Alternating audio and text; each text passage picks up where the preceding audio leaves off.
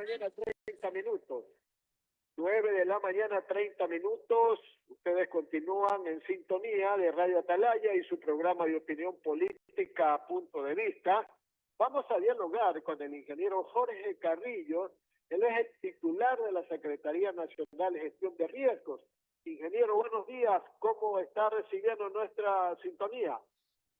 Buenos días, Alcides. ¿Cómo le va? Buenos días a todos los que nos escuchan por Radio Atalaya.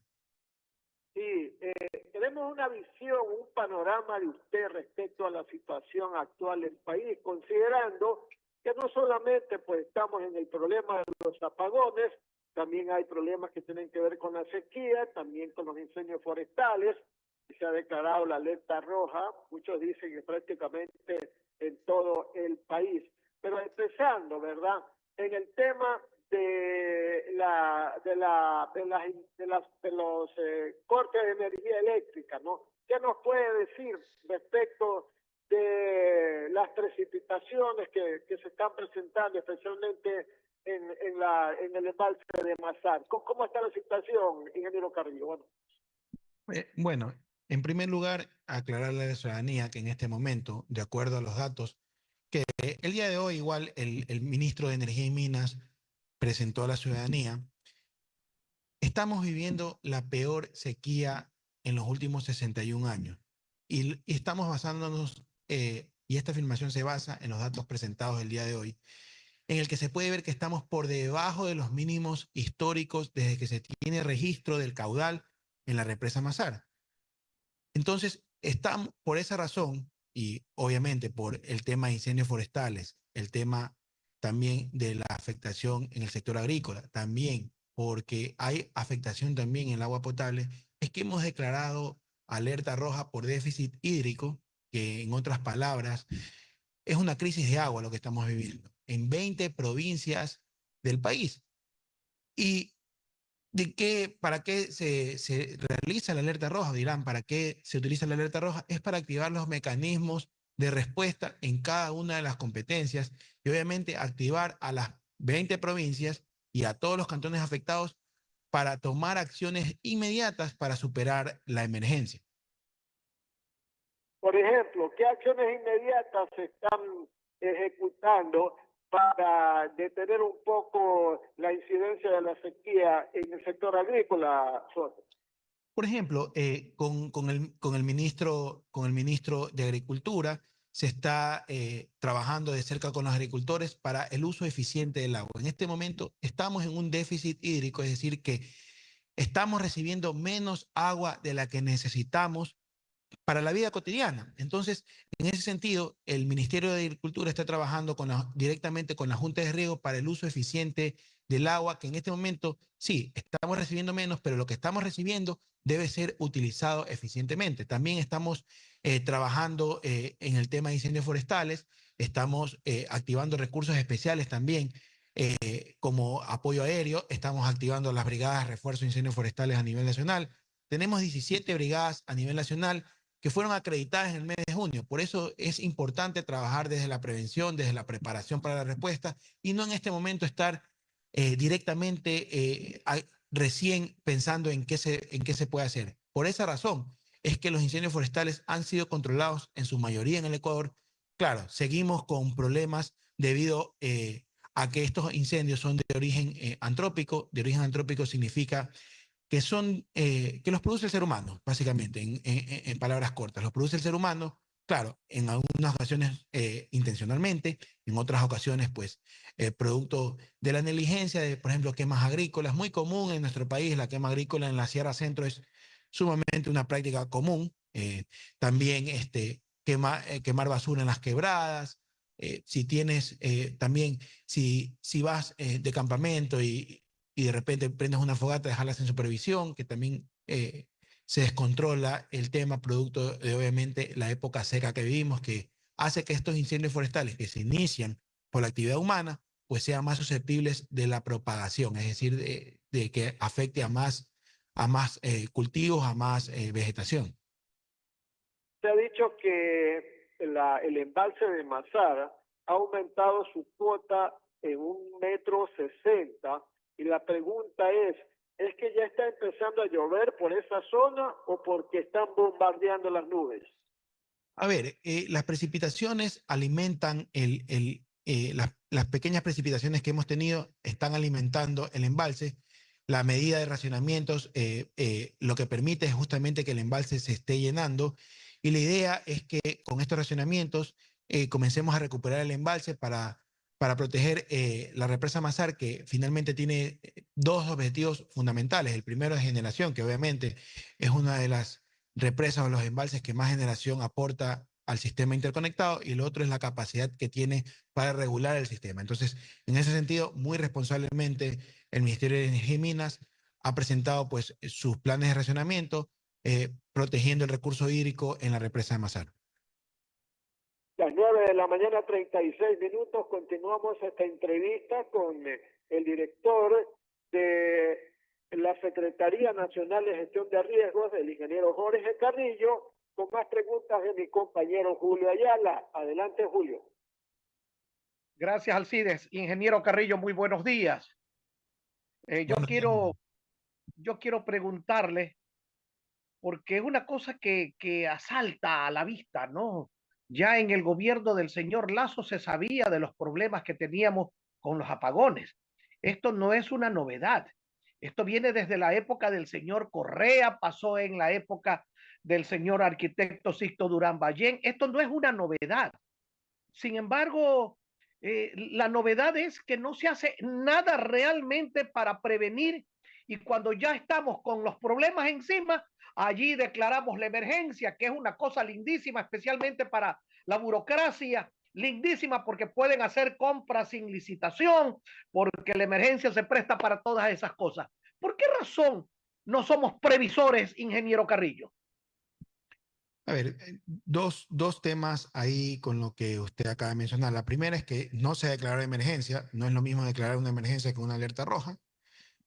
Declarar emergencia, justamente lo que usted menciona, es un mecanismo que tiene la contratación pública pues para agilitar los procesos de contratación. En este momento lo que hemos declarado es alerta roja, que es básicamente que la amenaza está presente a nivel nacional en las 20 provincias, y se ha hecho de esta manera debido a que, de acuerdo a la ley de gestión de riesgos, deben ser primero los cantones, luego las provincias y al final, de manera regional, como secretaría, que se declara la alerta roja. Sin embargo, debido a que esto no pasó de manera escalonada como debería ser, pues nosotros hemos tomado la decisión responsable de declarar alerta roja, que permite, primero, que los recursos de las instituciones se orienten a enfrentar la amenaza, y lo segundo es que también activa mesas de cooperación internacional, activa la mesa técnica número 8, que es importante para cerrar brechas en el caso de que los COEs cantonales y COEs provinciales lo soliciten al COE nacional.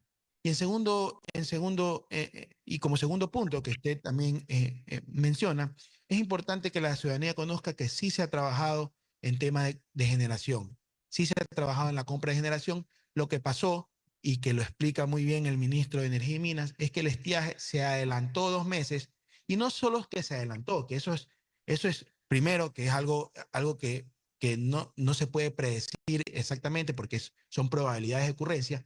Lo segundo que pasó fue que estamos por debajo de los mínimos históricos. Hoy presentó una gráfica el ministro de Energía y Minas, y la explicó de manera muy acertada y muy correcta, en que en este momento estamos por debajo inclusive del año pasado, inclusive de las épocas de que se tiene registro en la represa Mazara. Entonces, pero independientemente de eso, el gobierno ha invertido 350 millones de dólares en generación, y que se esperan tener esos 340 megavatios producto de esa inversión de 350 millones de dólares en el mes de diciembre, que es cuando se esperaba que el estiaje llegue. Pero bueno, en todo caso, estamos aquí enfrentando la emergencia. En este momento estamos trabajando para superar lo antes posible esta emergencia para el beneficio de los ciudadanos de Ecuador.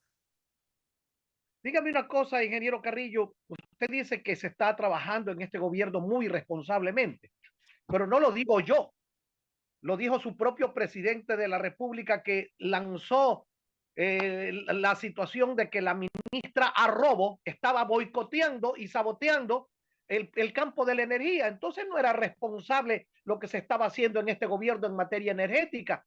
y no ha habido aparentemente controles y se lanzó que la ministra Arrobo había actuado saboteando al gobierno, pero hasta el momento no sabemos qué pasó, si se la sancionó, si está enjuiciada, si hay alguna situación. Simple y llanamente no tenemos energía y se acabó. A ver, el tema de la responsabilidad o no responsabilidad de la ministra Robo lo tienen que determinar las autoridades correspondientes. Por algo los poderes del Estado son independientes. Lo que sí podemos decir en este momento a la ciudadanía es que se está invirtiendo en generación a corto, mediano y largo plazo. A corto plazo, pues la que le estoy comentando, y posteriormente también ya se está analizando, bueno, no analizando, se está invirtiendo también para la generación de 1000 megavatios más, que nos va a permitir superar la crisis juntos. Nos va a permitir, ¿para cuándo, el señor Carrillo, ingeniero Carrillo, para cuándo nos va a permitir? Porque se está hablando de que posiblemente lleguemos a abril si es que no llueve y estaremos en estas condiciones. Y la gente, ¿usted cree que puede aguantar 6, 7 meses en estas condiciones? Ayer las cámaras de producción del país hablaban de 96 millones, a lo mejor es una exageración, pero hablaban de 96 millones de dólares diarios que se pierden por los apagones. ¿Usted cree que podemos aguantar en un país en crisis todo esto? Estamos superando la crisis juntos. Lo importante es que la generación, la de 340 megavatios, va a estar disponible hasta el mes de diciembre. Claro, se va a ir agregando al sistema interconectado de energía de manera escalonada. Esperemos que el mes de diciembre, pues con esta inversión que se ha hecho y más los 1000 megavatios, superar la emergencia juntos, que es lo que estamos haciendo como gobierno central. Ojalá Dios lo escuche y como dijo el ministro y también San Pedro abra la llave. Alcides, por favor. Claro, ingeniero Carrillo, toquemos el tema de la sequía y la afectación que esta tiene en la producción agrícola, porque hace unas semanas se dijo que 6.900 hectáreas se han perdido de manera parcial y que otras 870 se perdieron totalmente debido a la sequía, ¿verdad? ¿Esas cifras han cambiado o se mantienen? Bueno, por el tema de incendios forestales, en este momento, en el año 2024, ya se registra la mayor pérdida de cobertura vegetal quemada en la historia desde que se tiene registro a partir del 2010 por parte de la Secretaría Nacional de Gestión de Riesgos. Eso habla y eso se suma a las causas por las cuales se declaró la alerta roja, porque estamos viviendo una crisis de agua. No por nada, no solo tenemos afectaciones en el sector hidroeléctrico, sino también en el sector agrícola, en el sector de agua potable. Algunos cantones ya están comenzando con racionamientos. Y por esa razón es importante que la ciudadanía entienda que estamos en una crisis de agua. Obviamente, la crisis de agua deriva en estas cuatro aristas que le he comentado. Sin embargo, en el caso específico de pérdidas agrícolas, tenemos lo que usted menciona, cerca de 8.000 hectáreas de pérdidas agrícolas, en el cual el Ministerio de Energía, el Ministerio de Agricultura, pues está trabajando en conjunto con los agricultores para la recuperación rápida de estos cultivos. Cuando se habla de 8.000 hectáreas, ¿verdad? Hay que hacer una comparación, ingeniero Carrillo, porque si usted me dice se han perdido 8.000 hectáreas y un total de 2 millones de hectáreas que tiene el país en producción agrícola, el daño es muy poco. Pero si usted me dice hemos perdido 8.000 hectáreas de un total de 10.000 hectáreas, eso es una hecatombe, pues, ¿verdad? Entonces, ahí falta un poco comparar la producción que se ha perdido frente al total de las hectáreas que siguen en cultivo. ¿Usted tiene esas cifras? No, esas cifras las maneja el Ministerio de Agricultura, pero lo que sí tenemos nosotros que manejamos son las pérdidas de manera total, como le he comentado en este momento. O sea, que esas 7.700 u 8.000 representan un porcentaje muy menor en la extensión grande que tiene el Ecuador en el cultivo de los productos agrícolas, ingeniero. Así es, eso lo puede corroborar el ministro de Agricultura y Ganadería. En este sector del tema de la sequía, ¿verdad?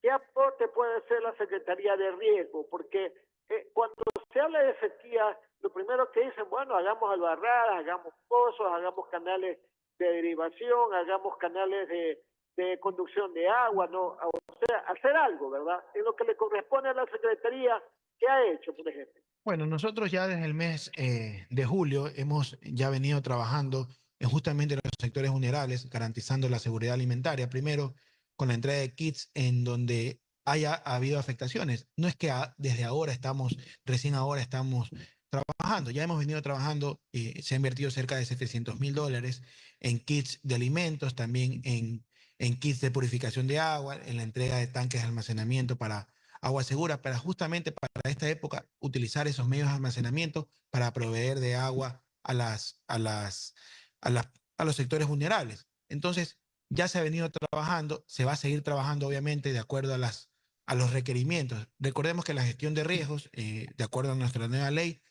se trabaja de manera complementaria. Primero debe atender el GAT cantonal y que para eso se ha dispuesto la activación de los COEs cantonales y provinciales.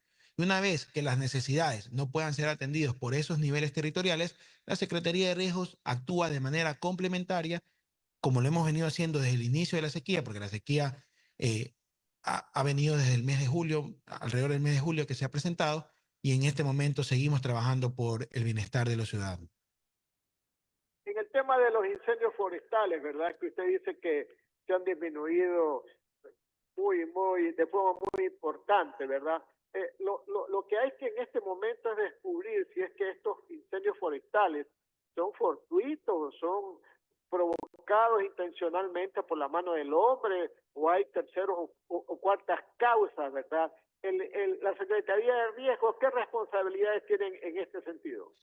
Bueno, a ver, el 90 al 99%, si queremos hablar de un dato, el 99% lo mencionó el otro día Bomberos Quito, son producidos por el hombre, es decir, son generados por la actividad humana. Ahora, lo que hay que diferenciar es si esta actividad es intencional o no es intencional y obviamente qué tipo de afectaciones genera. Se pueden generar, pues, estos incendios? Pues básicamente la quema agrícola es una de las causas más eh, comunes de inicio de incendios forestales. Otra es la quema de basura en quebradas, que también es una práctica, lastimosamente tengo que decirlo, es una práctica muy común eh, eh, justamente en la zona de la Sierra Centro. También el tema de las fogatas, el tema de colillas de cigarrillo que se han generado. Obviamente, de ahí lo que hace la Secretaría es a través del EQ 911, por ejemplo, si se tienen pruebas contundentes, pues se pueden generar tipo de denuncias, etcétera, las autoridades correspondientes. Ya son ellos los que deben investigar la responsabilidad civil o penal, dependiendo de las afectaciones pues que tenga estos incendios, pues no. Es cierto que las hectáreas de cultivo que son afectadas por los incendios forestales no pueden producir sino hasta después de 25 años. A ver, yo he conversado con los agricultores, el rango que se maneja, por ejemplo, en el caso de café, por ejemplo, en Loja, ellos dicen que en un tiempo de 2 a 3 años se pueden recuperar. El dato de 25 años, la verdad, no sé de dónde lo he obtenido. Sin embargo, yo directamente, como somos un gobierno de territorio, que cuando hay afectaciones vamos a territorio justamente para saber las necesidades y cómo cerrar esa brecha, porque para eso está el gobierno central, para poder brindar bienestar a los ciudadanos. Se ha comentado el tema, por ejemplo, del café en Quilanga, justamente que estuve presente, que de 2 a 3 años es la recuperación de esto.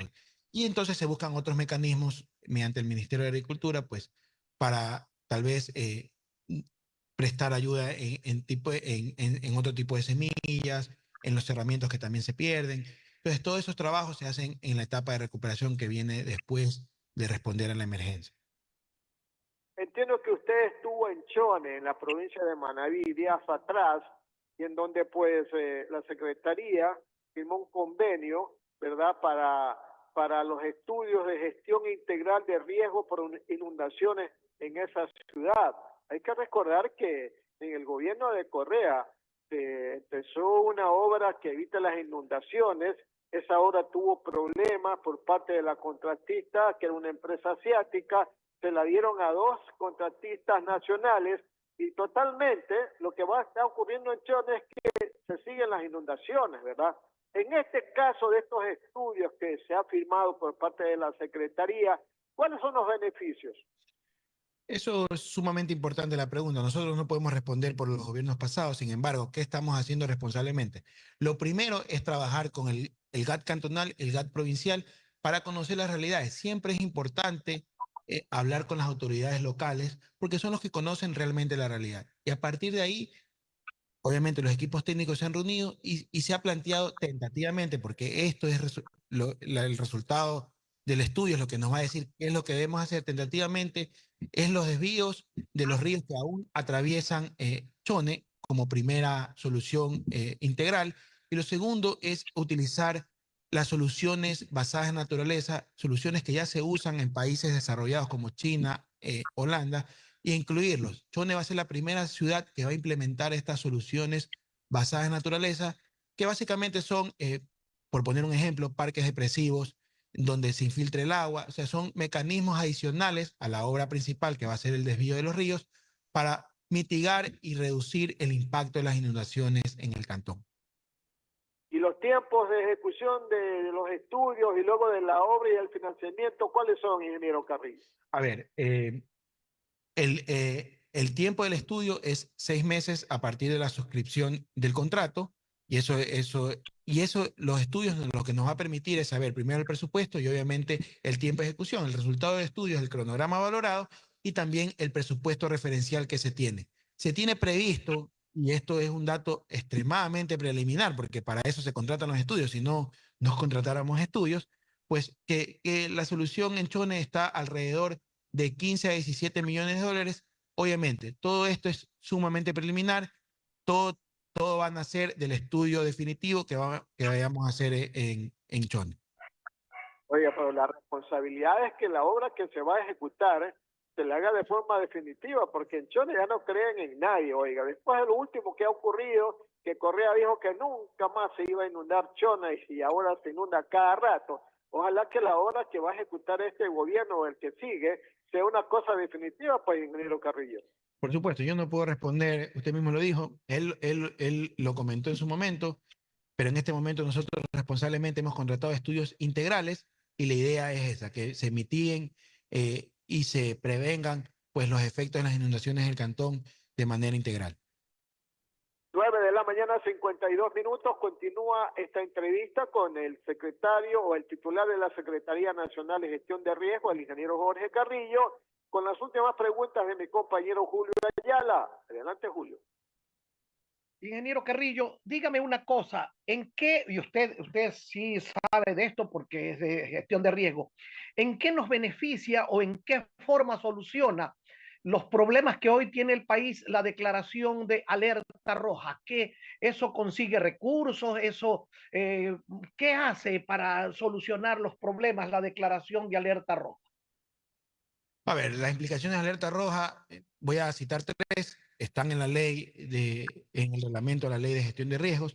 La primera es que activa la mesa de cooperación internacional para el cierre de brechas en el caso de que se necesite. De hecho, ya se está coordinando acciones con el equipo humanitario del país de las Naciones Unidas en el caso de que se necesite. Eso es la primera acción importante. La segunda acción importante también es que los recursos de las instituciones en este momento deben ser destinadas a las instituciones involucradas, obviamente dentro de la emergencia, en solucionar el problema. Es decir, le pongo un ejemplo, si se tenía pensado, por ejemplo, comprar una camioneta, ya no se debe comprar la camioneta, sino en ese sentido, ese recurso que se tenía pensado en ejecutar, en comprar, por ejemplo, la camioneta, debe ser utilizado en este momento para superar la emergencia.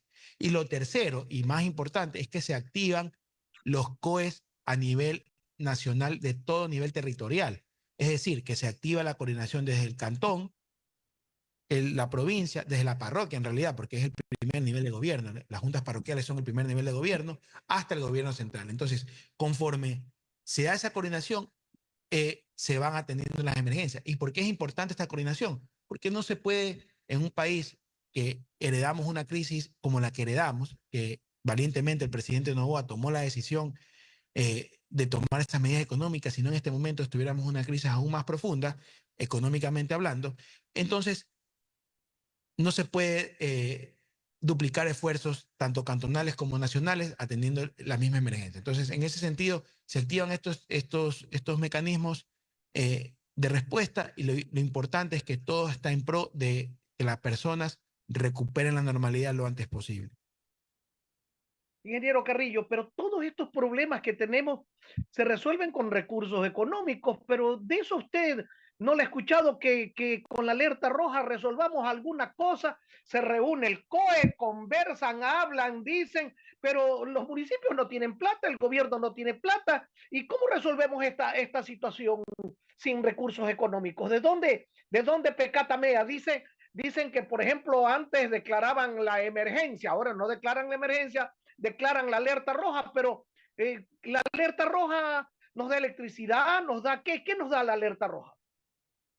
A ver, en primer lugar, los recursos destinados para la gestión de riesgos deben ser proporcionados por cada nivel de gobierno de acuerdo a sus competencias, de acuerdo a su jurisdicción.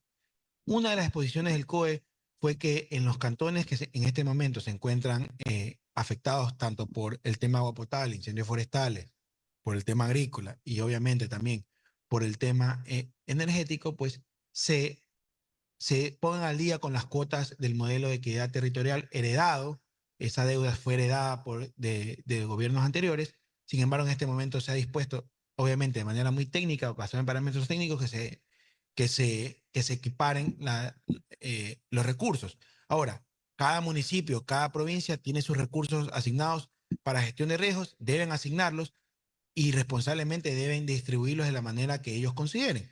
Ahora, nosotros como Secretaría debemos actuar de manera complementaria. Entonces, cuando se habla de recursos destinados, siempre se debe hablar de la suma de los recursos de todos los niveles de gobierno, porque la gestión de riesgos no es solo responsabilidad de la Secretaría Nacional de Gestión de Riesgos.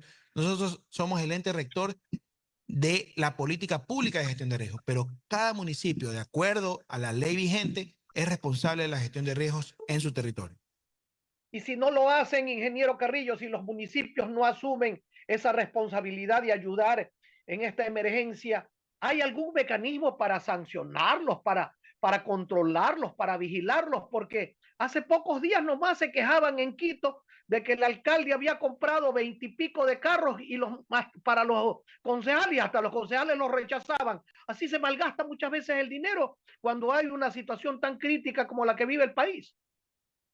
Bueno, sí, hay mecanismos, los mecanismos normales de control, Contraloría, la Asamblea también puede fiscalizar ese tema y espero que lo haga. Sin embargo, también hay un mecanismo que nos permite ahora el reglamento recientemente publicado que nos permite sancionar. Lastimosamente, en su momento, la Asamblea Nacional, eh, por intereses que desconozco, pues quitó las sanciones graves que inclusive en algunos casos llegaban a la institución.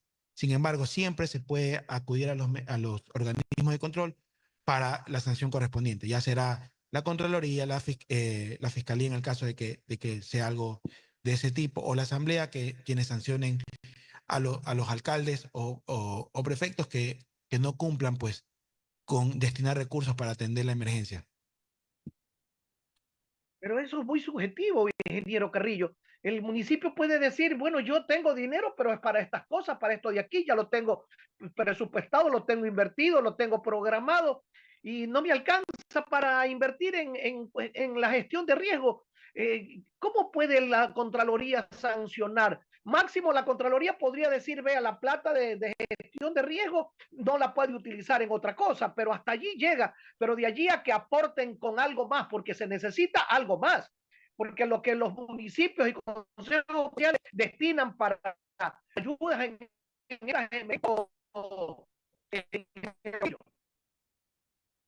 No se le, no se le escuchó lo último. digo que los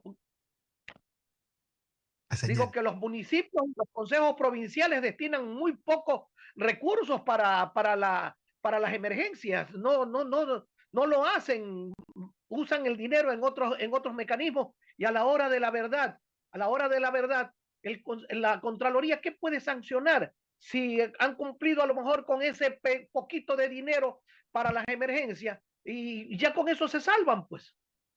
A ver, en primer lugar, existen los planes de ordenamiento territorial que deben ser cumplidos por los municipios y ese es el mecanismo, ese son los documentos que debe revisar la Contraloría en su momento. Y en este momento, de acuerdo al reglamento, lo que se está haciendo es que los municipios, dentro de su plan de ordenamiento territorial y su planificación, deben incluir la gestión de riesgo como eje fundamental. Y eso, claro, a partir de la publicación del reglamento va a llevar un tiempo, pero ya se está haciendo, se está cambiando las bases de la política pública del país. Y después, posteriormente, ya cuando esto se dé, que se tiene un plazo a partir de la publicación del reglamento de aproximadamente 6 meses, pues se tiene que dar. Esto se está haciendo en este momento por decisión de la presidencia, por decisión, obviamente, del presidente y la asamblea en su momento, porque antes no teníamos un marco normativo respecto a la gestión de riesgos. Estábamos acostumbrados y desgraciadamente los gobiernos autónomos descentralizados son autónomos, por algo es su naturaleza. Sin embargo, ya con estos mecanismos que se ha propuesto dentro del reglamento, pues se puede controlar directamente la gestión de riesgos en cada uno de los municipios o GAT provinciales que, que emitan sus planes de ordenamiento, su planificación anual, pues no. Ingeniero Carrillo, una última inquietud muy breve, por favor. ¿Qué se está haciendo para concientizar y hasta para lograr que se ahorre el agua en estos momentos por parte de la ciudadanía fundamentalmente? Bueno, se está trabajando en una campaña agresiva en conjunto con el EQ 911, se está trabajando con el Ministerio de Agua, Ambiente y Transición Ecológica, también con el Ministerio de Agricultura, cada uno en sus ámbitos, ¿no? El Ministerio del Ambiente y el Ministerio del Mate está trabajando en el tema del agua, nosotros estamos trabajando en la prevención de incendios forestales, el Ministerio de Agricultura está trabajando ya de cerca en territorio con los agricultores para el uso eficiente del agua. Y así vamos a seguir trabajando. La idea también es contar con el apoyo ciudadano, porque si de los ciudadanos no nace esta concientización, esta sensibilización, pues es muy difícil para las autoridades, pues, ¿no? Bueno, pero debe también haber hasta mecanismos para que la gente se inmiscuya en el ahorro del agua con estímulos y hasta con sanciones. Gracias, ingeniero Carrillo, de mi parte, por la oportunidad que nos ha brindado de este diálogo. Alcides, por favor. Claro que sí, para agradecer la presencia del ingeniero Jorge Carrillo, titular de la Secretaría Nacional de Gestión de Riesgos, quien ha estado con nosotros acá en Radio Atalaya y su programa Punto de Vista. Que le vaya muy bien y éxito en sus funciones, Jorge. Gracias, Alcides, gracias, Julio.